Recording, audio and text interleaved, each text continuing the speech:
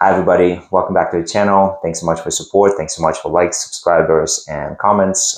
And I genuinely try to reply to everybody on Instagram who is reaching out with some questions. So please feel free to reach out, leave your comments below, and definitely I'll try to help as much as possible.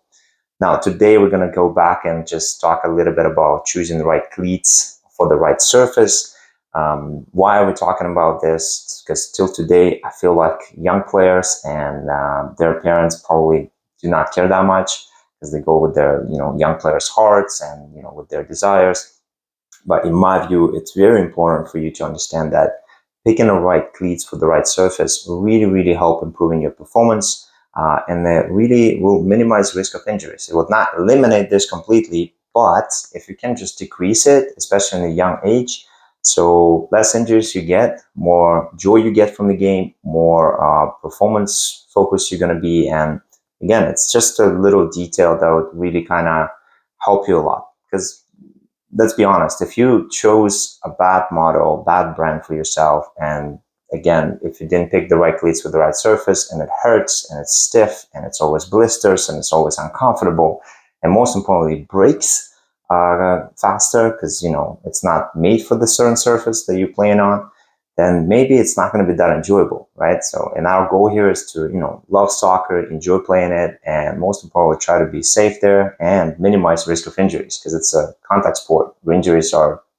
part of the game. So let's talk about surfaces. First surface to talk about is firm ground, which is considered FG. So when you go in that in a store, cleat store, you got to look at the cleats and you will see on the description, it's always going to be saying FG.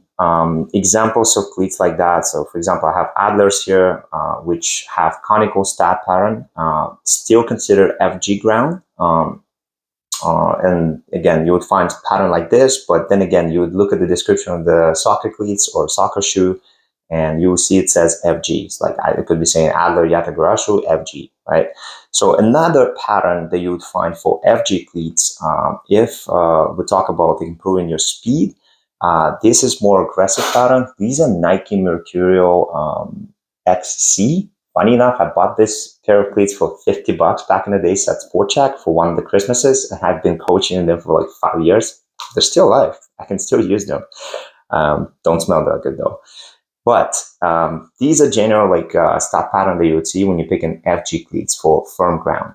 My preference will always go to, I guess, conical studs because they are sort of universal. You can play on FG and AG, and especially these guys. I did like massive review on them twice already. So, I'm a big lover of this pair of cleats specifically from Adlers.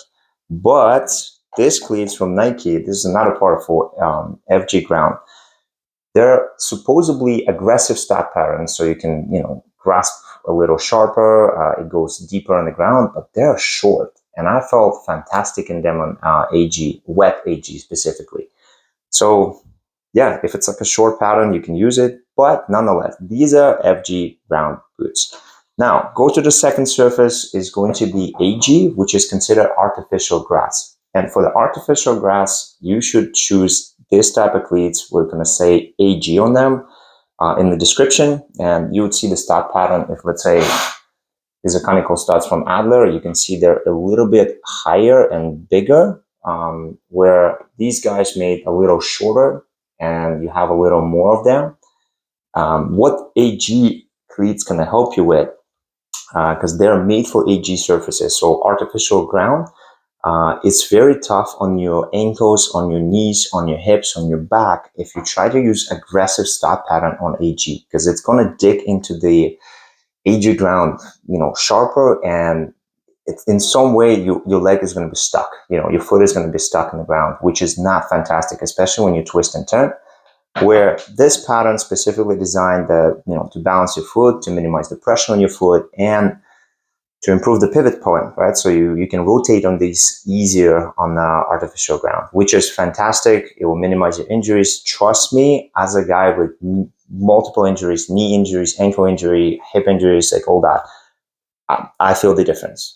I feel a massive difference when I wear these guys. And right now, this is all I wear right now for my practices when I play with boys and coach.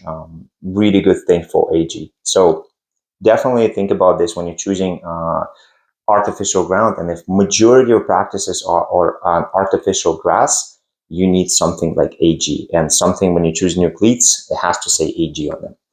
So move to the next one. We talk about turf. So turf shoes. Turf shoes, as you can see, it's in this pattern. You would see it's just multiple, I don't know, call them like multiple stats, but like very, very minimum and low.